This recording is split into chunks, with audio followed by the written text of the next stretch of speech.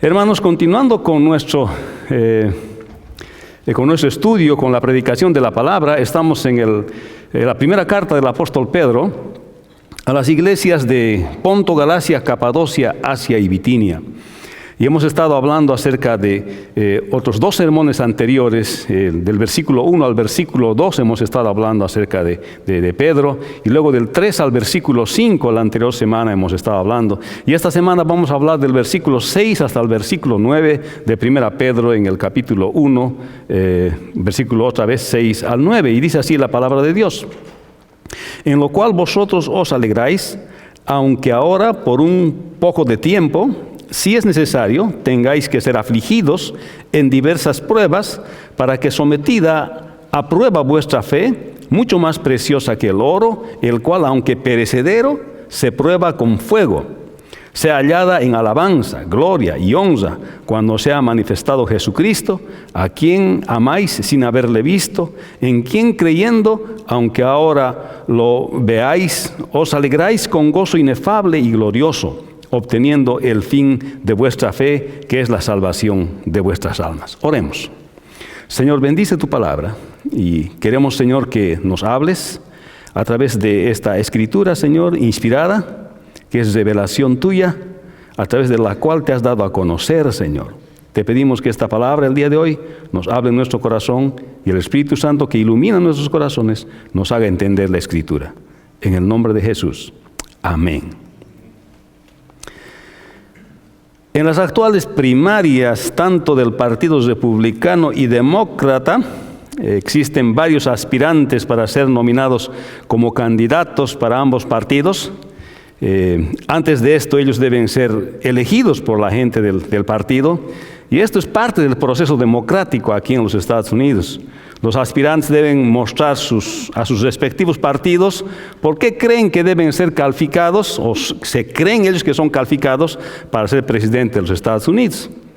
Y aunque ahora no solamente los medios de comunicación, sino también los medios sociales ahora se utilizan para promover y hacer conocer la imagen de algún candidato.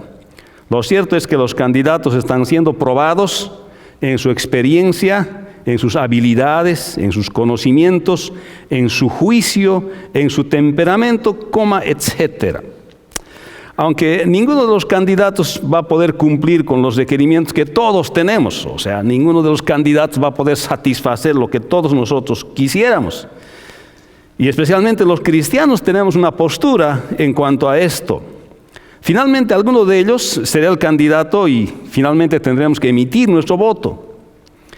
Aunque los creyentes creemos que un candidato que probablemente es creyente, nacido de nuevo, tendrá una cosmovisión bíblica y tomará decisiones para el país de acuerdo a lo que dice la palabra del Señor.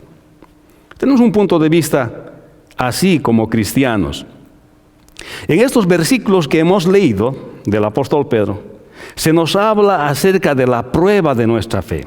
Si bien estos candidatos están siendo probados en las diferentes esferas de su conocimiento, de su experiencia, de su temperamento, de su buen juicio, aquí el apóstol Pedro nos está hablando de que nosotros seremos probados en nuestra fe.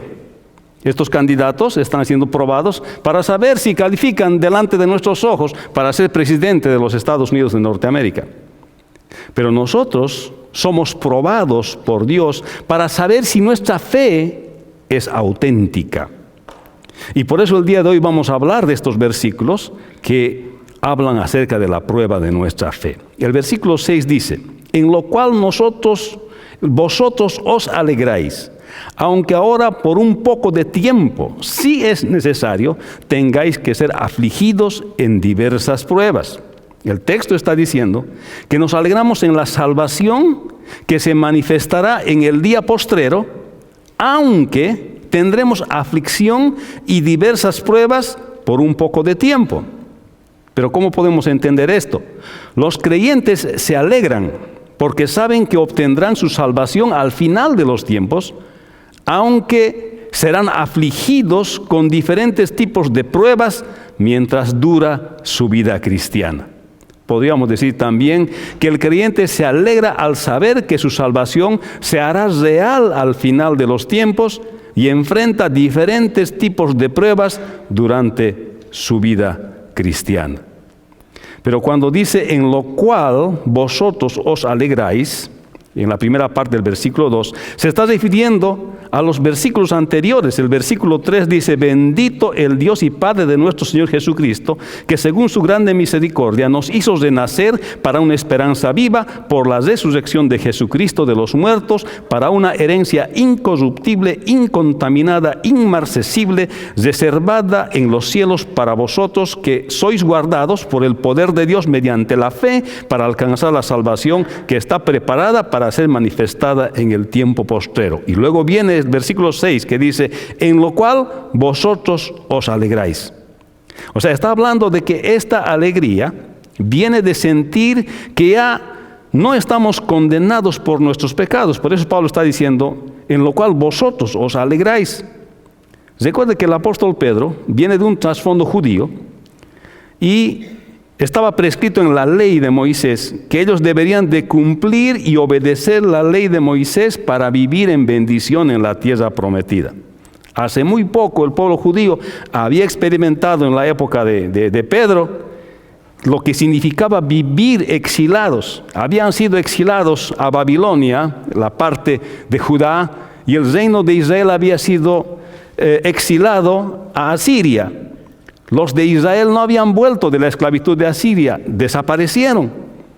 En cambio, los judíos sí volvieron de la esclavitud de Babilonia, así que ellos sabían lo que significaba vivir en la esclavitud como consecuencia de la desobediencia de no cumplir la ley de Moisés. Habían sido llevados esclavos allá a Babilonia. O sea, ellos sabían lo que era vivir así, y Pedro estaba entendiendo este trasfondo.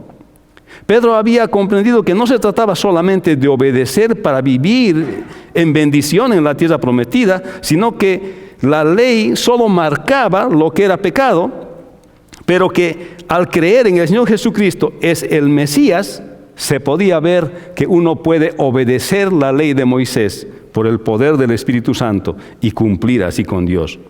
Obviamente no era para vivir en bendición en la tierra prometida solamente, lo que Pedro está diciendo, sino que tenía un objetivo más grande, el poder obedecer con la ayuda de Dios y del Espíritu Santo la palabra de Dios. O sea, cuando él está hablando aquí de que nos alegramos en esta salvación, Pedro está teniendo razón de decir que se alegra en la salvación, porque para él significaba obedecer la ley de Moisés, mucho sacrificio, tratar de cumplir con lo que la ley dice. Y ya su experiencia como pueblo de haber estado en Babilonia les había mostrado que la desobediencia a la ley de Moisés tenía consecuencias, y hace 400 años habían sido deportados y ahora habían vuelto hacia la tierra prometida. O sea, cuando él dice que se alegra en su salvación, está diciendo una cosa que realmente a él le ha hecho reaccionar.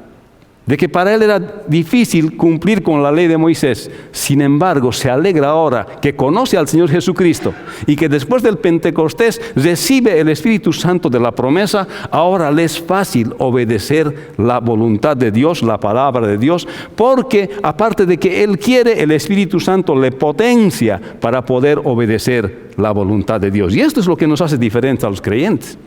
Cuando venimos al Señor Jesucristo, tenemos el Espíritu Santo que nos ayuda a hacer lo correcto, nos convence en nuestro corazón lo que está mal y lo que está bien, y por tanto nos alegramos ahora de esa salvación que nosotros tenemos.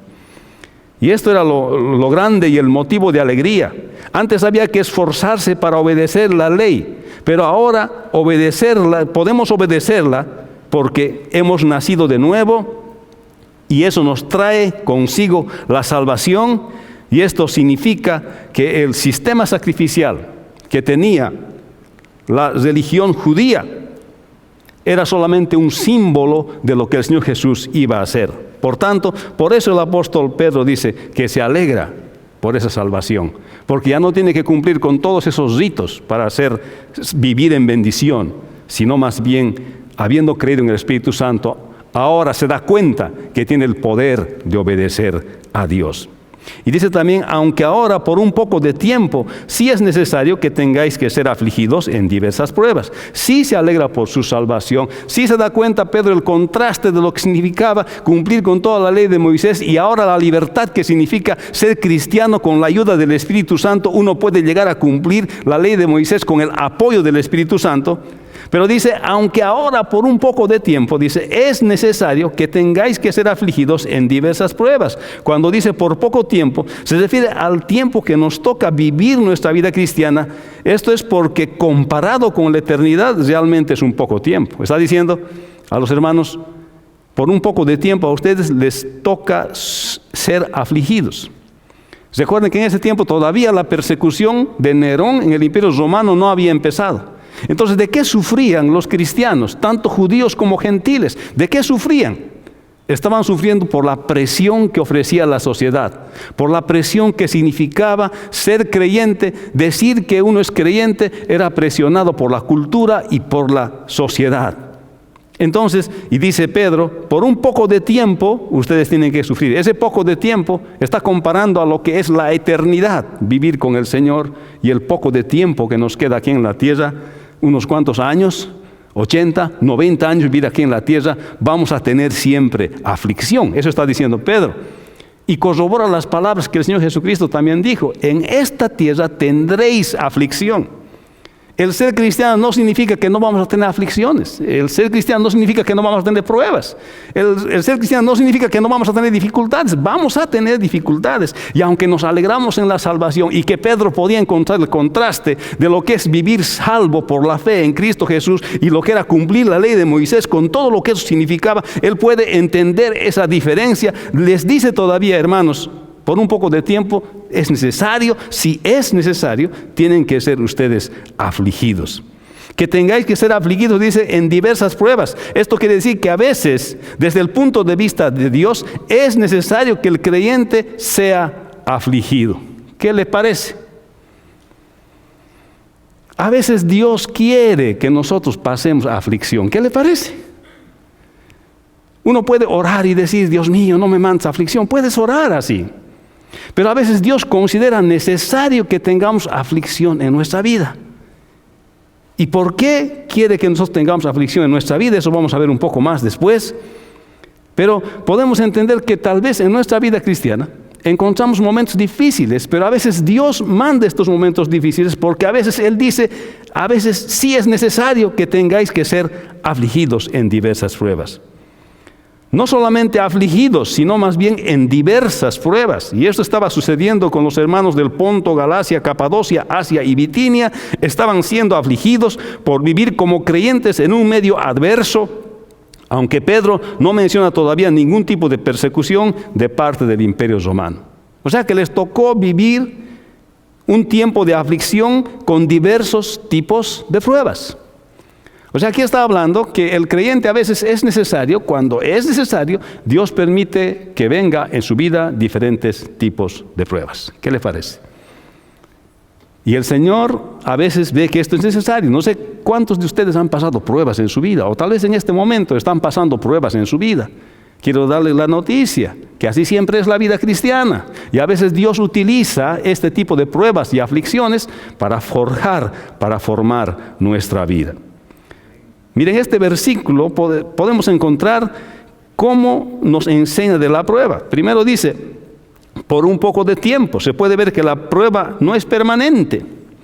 Si usted está pasando un tiempo de prueba ahora, dice por un poco de tiempo. No solamente se refiere a la vida cristiana, sino también se refiere al tipo de prueba que uno va a pasar. Las pruebas no son ilimitadas. Hay un dicho en español que dice que no hay mal que dure 100 años. Las pruebas no son ilimitadas, tienen un tiempo limitado. Por un tiempo, dice. Si es necesario, dice. Eso quiere decir que las pruebas tienen un propósito. A veces Dios quiere enseñarnos con las pruebas, nos aflige con las pruebas, porque Dios quiere enseñarnos. O sea, las pruebas también tienen un propósito. Y también ser afligidos. La prueba trae aflicción. A veces la prueba nos hace sufrir. A veces la prueba no viene sin aflicción. A veces la prueba nos hace sufrir. Y dice también en diversas pruebas. Y las pruebas vienen de diferentes formas. La forma en que uno es probado no es probado el otro hermano. La forma en que una hermana es probada no es probada la otra hermana. Las pruebas vienen en diferentes formas. Pero es necesario, dice, que por corto tiempo hayan estas pruebas en su vida.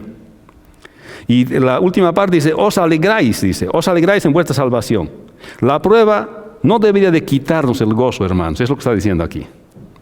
Que cuando hay prueba en nuestra vida, dificultad en nuestra vida, deberíamos de lograrnos recordándonos la salvación que tenemos en Cristo, que se va a hacer real cuando Cristo venga por segunda vez. Así que siempre habrá gozo en nuestro corazón cuando nosotros nos acordamos de que somos salvos y que si hay pruebas en nuestra vida, no debería a nosotros de quitarnos el gozo.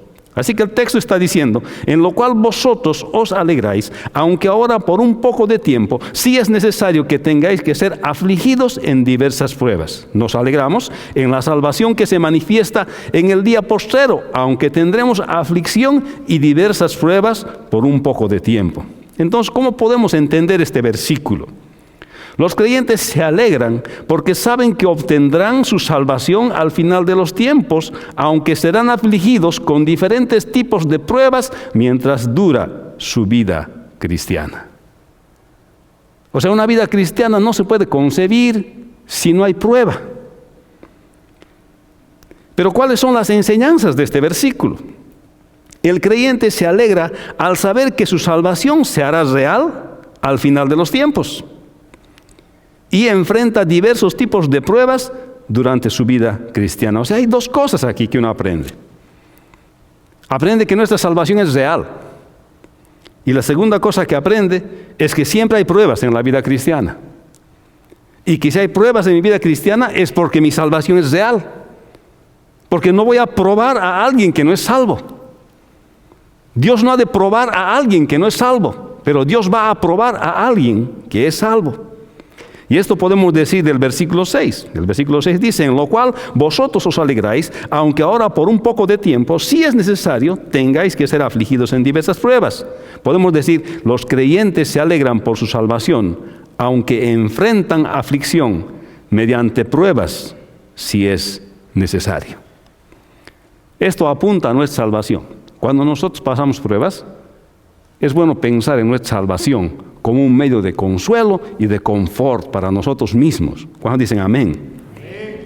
Del versículo 7 al 9 dice así, para que sometida a prueba vuestra fe, mucho más preciosa que el oro, el cual aunque perecedero se prueba con fuego, sea hallada en alabanza, gloria, honra, cuando sea manifestado Jesucristo, a quien amáis sin haberle visto, a quien creyendo, aunque ahora lo veis, os alegráis con gozo inefable y glorioso, obteniendo el fin de vuestra fe, que es la salvación de vuestras almas. Hermanos, los creyentes son probados si su fe en el Señor Jesucristo es auténtica, porque han creído en Él sin haberle visto, y se alegran, y cuyo fin es la salvación. ¿Para qué Dios nos prueba? Dios nos está probando para comprobar si nuestra fe es auténtica, si nuestra confesión, como ha hecho el apóstol Pedro, de que Jesús es el Mesías prometido, es una fe verdadera y auténtica. Hermano, la fe del creyente es probada así como el oro es probado por el fuego. O sea, para que sea encontrada en alabanza, gloria y honra cuando sea manifestado el Señor Jesucristo. La fe de los creyentes es sometida a prueba, así como el oro es probado por el fuego, para que sea encontrada auténtica cuando se manifieste el Señor, cuando Él venga por segunda vez, a quien creyeron sin haberle visto para salvación. La fe de los creyentes es siempre probada, para que se vea si su fe es auténtica y ahora, y cuando el Señor Jesús venga por segunda vez, en el cual se cree sin haberle visto, y produce gozo y hace obtener salvación. Versículo 7 dice, para que sometida a prueba vuestra fe. ¿Qué es lo que prueba Dios del creyente cuando dice que nos prueba? ¿Qué es lo que prueba Dios? La respuesta a esta pregunta es, prueba nuestra fe. Si nuestra fe es auténtica, si nuestra fe es verdadera. En este caso estaba probando la fe de los hermanos de Ponto, Galacia, Capadocia, Asia y Bitinia. Por eso Pedro les está consolando, les está animando en tiempos difíciles. Estaba probando la veracidad de su confesión de que el Señor Jesucristo es el mismo Hijo de Dios, el Mesías prometido. Eso estaba probando. Estaba probando la fe de estos hermanos de estas localidades, del Ponto, de Capadocia, de Galacia, Asia y Bitinia. Recuerde que Pedro ha pasado una experiencia donde su fe ha sido probada. Por eso cuando él escribe esta parte de probar nuestra fe, está recordando, está mirando en retrospectiva su propia vida, cuando su propia fe ha sido probada. Cuando el maestro dijo, uno de ustedes me va a traicionar. Y Pedro dijo, yo no te voy a traicionar, aunque hasta la muerte yo voy a ir contigo. Y el Señor le dijo, antes de que el gallo cante, me negarás 3 veces. Y él dijo, no, Señor, no te voy a negar. Y le negó. Y entonces, él pasó de la prueba a la tentación y cayó y desobedeció y negó al Señor. Pero él se arrepintió. Pero antes Pedro le había confesado al Señor cuando él había dicho, ¿quién dicen que soy yo? Y Pedro dijo, dicen que eres el Cristo, el Mesías prometido. Y le dice el Señor, ¿y quién dices tú que soy yo? Y Pedro dice, tú eres el Mesías, el ungido, el prometido de Dios. Y el Señor le dice, de cierto, eso no te lo ha revelado nadie más que mi Padre que está en los cielos. Entonces, había confesado Pedro su fe en el Señor Jesucristo. Había confesado que Jesús es el Mesías. Había afirmado y por revelación y por poder de Dios había dicho lo que es verdad y el Señor lo había reafirmado. Pero cuando su fe fue probada, cuando aquella muchachita le preguntó y le dijo, tú te pareces a ellos, hasta la manera en que hablas, tu acento es de ellos. Y él dijo, no, yo no lo conozco. Su fe fue probada. ¿Qué es lo que Dios prueba de nosotros? Nos prueba nuestra fe, si nuestra confesión por Cristo es auténtica o es verdadera, o solamente es de labios. Si solamente decimos que creemos en el Mesías prometido y no hacemos lo que Él dice. Solamente, tal vez con nuestros labios decimos. Pero el caso de Pedro no era así, sino que la fe de Pedro era auténtica. Él estaba sufriendo y se dio cuenta que había pecado contra el Señor. Pero su situación era bien difícil. Todos sabían que Pedro había negado al Señor. Pero aquel día estaban en el mar de Galilea, pescando otra vez, después de que el Señor había muerto y había resucitado. Se había presentado a algunos de ellos. Y Pedro, su fe era auténtica, pero estaba humillado, estaba sufrido, estaba frustrado, estaría enojado con él mismo, estaría molesto con él mismo de lo que había hecho. Y ahí se presenta el maestro. Y el maestro está cocinando pescado, para que ustedes vean que después de que resucitó el Señor, comió. No apareció como un fantasma, tenía un cuerpo glorificado, tenía un cuerpo especial. Y ahí le llama a Pedro. Y ahí le dice, Pedro, ¿me amas? En otras palabras está diciendo, Pedro, ¿me amas? ¿Por qué me has negado? Y Pedro dice, sí, Señor, te amo. Y le pregunta otra vez, Pedro, ¿me amas? Él dice, sí, Señor, te amo. Y finalmente le pregunta, Pedro, ¿me amas? Y Pedro le dice, Señor, te quiero. Ya no le dice, te amo. Hermanos, su fe era auténtica. Pero su fe fue probada. Y entonces, ¿para qué dice? Sometida vuestra fe, dice Pedro aquí. Él sabe cuando el Señor somete a prueba nuestra fe. Y por eso él dice, para que sometida a prueba vuestra fe. O sea, la fe de Pedro había sido probada y había pasado ahora. Hermanos, y contrasta con lo que se ve en Hechos 4, 1 al 22, cuando Pedro y Juan, después del Pentecostés, son llevados frente al concilio a predicar por predicar la resurrección del Señor Jesucristo, y en Hechos 5, 17 al 42, cuando Pedro y Juan son encarcelados por predicar.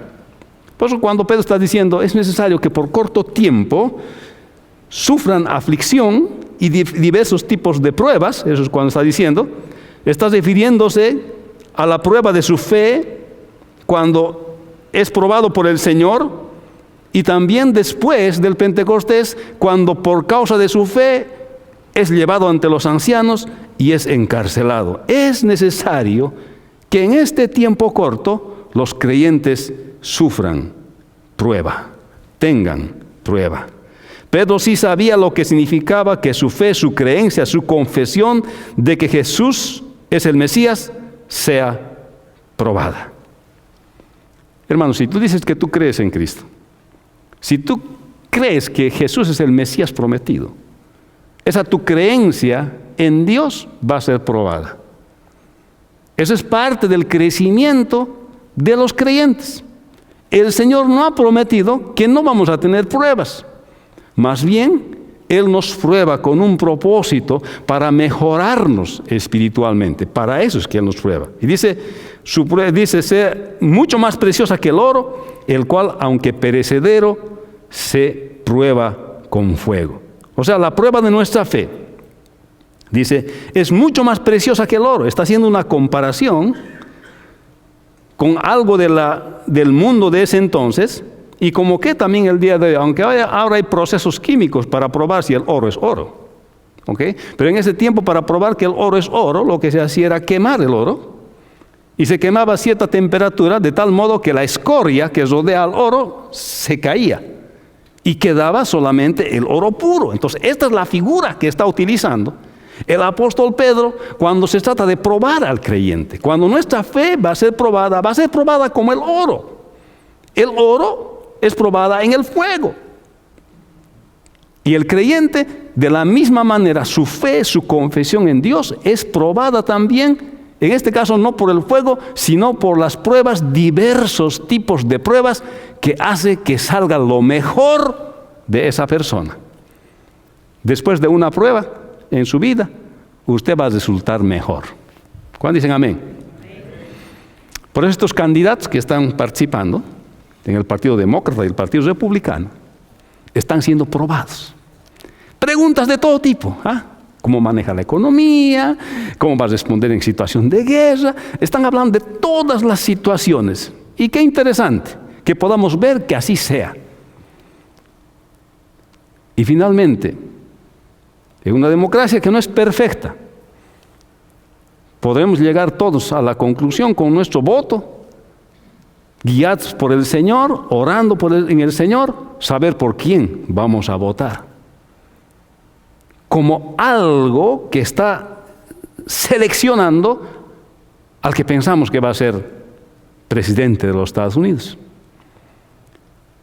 Algo muy similar pasa cuando nosotros somos probados por el Señor, para que de nosotros surja lo mejor, así como el oro puro, y podamos servirle al Señor.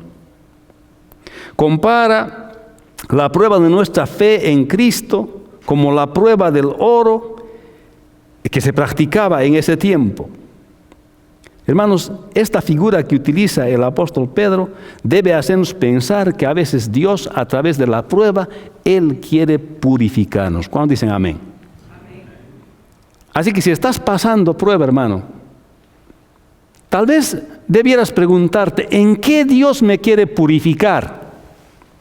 ¿Qué cosita que yo tengo no sirve para la vida cristiana? Quémalo, Señor, quémalo. Mete este orito al fuego, quémalo. Lo que no sirve, quémalo, Señor, sácalo.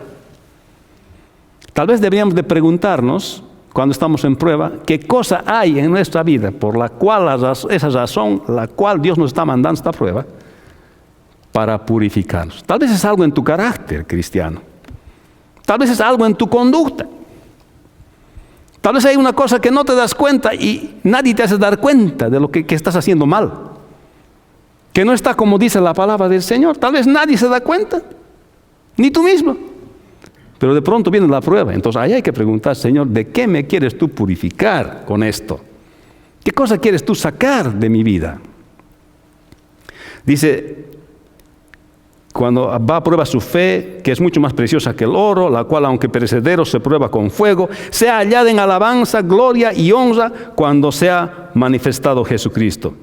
Esta fe tendría que ser motivo de alabanza, gloria y honra en la segunda venida del Señor Jesucristo. En otras palabras, está hablando para que dice esta fe que es probada como el oro es probada en el fuego, tendría que ser encontrada, dice, la gente tendría que celebrar de que esta fe es auténtica, de que esta fe es para alabanza, para gloria en la segunda venida de Cristo. Eso quiere decir que esta fe es auténtica.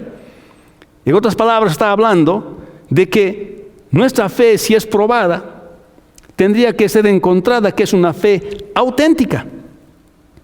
Que nuestra confesión en el Señor Jesucristo, que es el Mesías prometido de Israel, o el Cristo, es verdad y no de boca. Pues de otra manera no podemos pasar la prueba. Es lo que está diciendo aquí. Que esta fe sea encontrada, que sea una fe de alabanza, de gloria y de honra. Eso está diciendo. Y eso significa, en la segunda venida de Cristo, eso quiere decir que cuando venga el Señor y nosotros seamos juzgados por las obras que hemos hecho como creyentes, encuentre el Señor que esa fe que nosotros hemos dicho que creemos en Él había sido verdadera y había sido auténtica. Eso está refiriendo. Se está refiriendo a una condición posterior cuando tengamos que enfrentar al Señor para rendir cuentas de lo que Él nos ha dado. En otras palabras, está diciendo aquí que tu fe sea hallada auténtica, que no sea una fe falsa, sino que sea una fe auténtica. Y esa fe auténtica es haber creído en Cristo y creer en Cristo, que Él es el Mesías prometido, y vivir en obediencia a Él. La pregunta ¿es tu fe auténtica? ¿Es tu fe verdadera? ¿Es tu confesión de que Jesús es el Mesías prometido una confesión auténtica? Y dice el versículo 8, ¿a quién amáis sin haberle visto? ¿A quién creyendo, aunque ahora no lo veis, os alegráis con gozo inefable y glorioso? A estos creyentes de Ponto, Galacia, Capadocia, Asia y Bitinia les había tocado creer que Jesús es el Mesías, sin haberle visto. Sin embargo, habían experimentado el poder del Espíritu Santo y habían llegado a amarle. Estos creyentes estaban igual que nosotros. Nosotros no hemos visto físicamente al Señor caminando, no hemos visto sus sandalias, no hemos visto su manto, no hemos visto su cruz, ni siquiera hemos visto a sus apóstoles caminando. A estos creyentes dice que les había tocado creer en que Jesús es el Mesías y confesar, así como Pedro confesó, sin haberle visto. Pues estaban convencidos de que esto era real y por eso tenían un gozo inefable y glorioso. Esta es una situación parecida al día de hoy, como decía, que nosotros hemos creído sin haberle visto. Aquí dice gozo inefable y glorioso de haber creído en el Señor Jesucristo. Inefable quiere decir indescriptible. Un gozo indescriptible que no se puede describir cuando uno tiene al Señor Jesucristo. ¿Le ha pasado eso, hermano? Recuerdo que cuando yo entregué mi vida al Señor Jesucristo tenía 8 años de edad. Sentí una alegría, hermanos. Un gozo, como dice aquí la Escritura, indescriptible. Pensaban que estaba loquito de 8 años. Pero no estaba, hermanos, solamente que no podía describir la alegría que yo tenía dentro de mi corazón de haber encontrado salvación en Cristo Jesús. Y dice glorioso. Es de dar gloria, es de honrar, un gozo glorioso e indescriptible, de resaltar. Obteniendo el fin de vuestra salvación, que es la salvación de vuestras almas.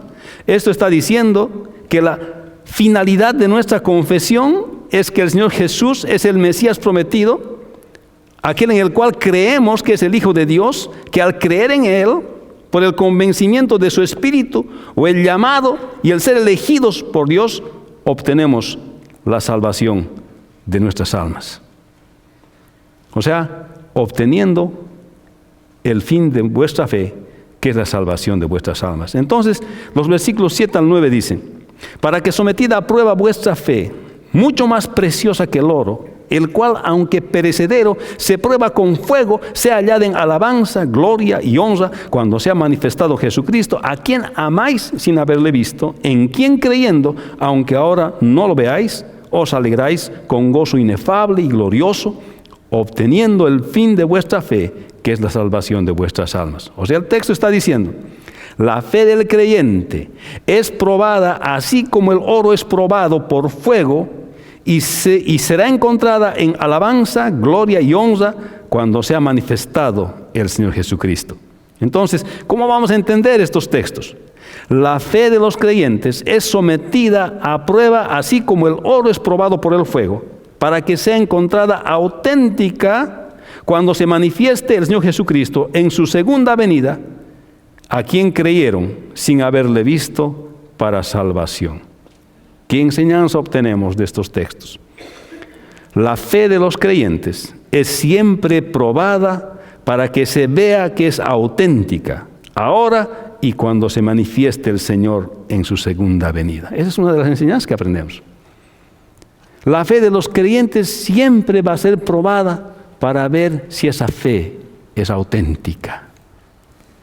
La otra cosa que aprendemos es que nosotros, sin haberle visto, eso nos produce alegría indescriptible. ¿Por qué? Porque obtenemos la salvación. Que el haber conocido al Señor Jesucristo a nosotros nos da la salvación. Entonces el texto está diciendo: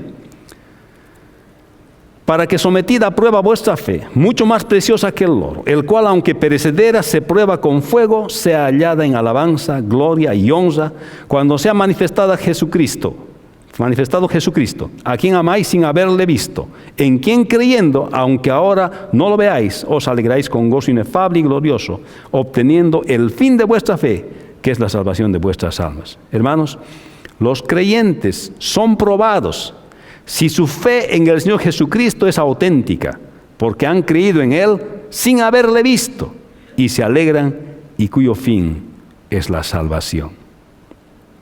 Hermanos, existe alegría por la salvación, a pesar de la aflicción y las pruebas, así que la fe del creyente es probada como el oro por el fuego, para cuando se manifieste el Señor Jesucristo en su segunda venida. También podemos decir, los creyentes se alegran por su salvación a pesar de que son afligidos con diversos tipos de pruebas para que su fe sea encontrada verdadera. El creyente se alegra por su salvación y su fe enfrenta diversos tipos de prueba con el fin de autenticarla. Los creyentes se alegran por su salvación, su fe en el Señor Jesucristo es probada si es auténtica. Lo que en síntesis a Dios le interesa es que tu fe sea auténtica, tu fe sea verdadera, tu confesión de que Cristo es el Mesías prometido de Israel y el Salvador de tu vida, y que tú le hayas entregado a Él y que hayas hecho un compromiso con Él de seguirle todos los días de su vida, vivir obedeciendo su palabra, sea auténtica. Es lo que está diciendo este pasaje. Y eso es la prueba de nuestra fe. En la vida cristiana, nuestra fe siempre va a ser probada. Pedro podía escribir con propiedad porque su fe fue probada. No solamente cuando el Señor Jesús murió y fue sepultado y resucitó, sino que después de que cuando Él inició la iglesia, su fe fue múltiples veces probada, que era auténtica. Y Él dice que tu fe sea encontrada digna de alabanza y de gloria para la venida del Señor Jesucristo. Y eso es lo que está hablando el día de hoy, este pasaje de la Escritura. Que nuestra fe sea verdadera, nuestra confesión sea verdadera en el Señor Jesucristo. Vamos a orar. Padre, bendice tu palabra. Gracias por lo que tú nos provees en la Escritura. Y aquí podemos ver, Señor, que evidentemente nuestra fe será probada. Nuestra confesión en ti será probada, que no serán solamente palabras, sino que serán persistencia de nosotros, perseverancia nuestra en lo que hemos creído. Y porque sabemos que tenemos salvación y nos conduce, Señor, a la salvación. Así que mientras están orando, hermanos, quisiera que sigan con los rostros inclinados. Si alguna persona que tal vez el día de hoy se ha dado cuenta que su fe necesita ser auténtica y que tal vez de labios ha confesado al Señor, pero no le sigue. Pero aquí Pedro en la Escritura nos está hablando de que el Señor quiere probar si su fe es auténtica. Si hoy día quieres confesarle una fe auténtica al Señor Jesucristo, así como Pedro le confesó, te invito en el nombre del Señor que le entregues tu vida. ¿Hay alguien que no conoce todavía al Señor Jesús y quiere entregarle su vida? ¿Quiere hacer una confesión auténtica el día de hoy? ¿Hay alguien? Si esta persona levante su mano, no pierda esta oportunidad. Si hay alguien que no conoce al Señor y quiere entregarle su vida el día de hoy, hágalo. ¿Hay alguien? ¿Alguien se anima? Muy bien, vamos a orar. Te damos gracias, Padre, otra vez, porque tu palabra ha sido, Señor, explicada. Tu palabra, Señor, ha sido expuesta.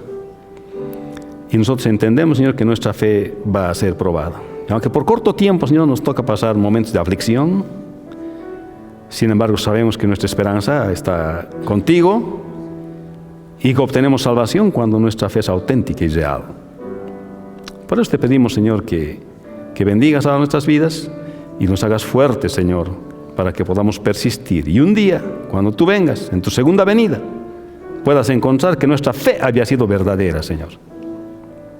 Te damos gracias, Padre. En el nombre de Jesús, tu Hijo amado. Amén.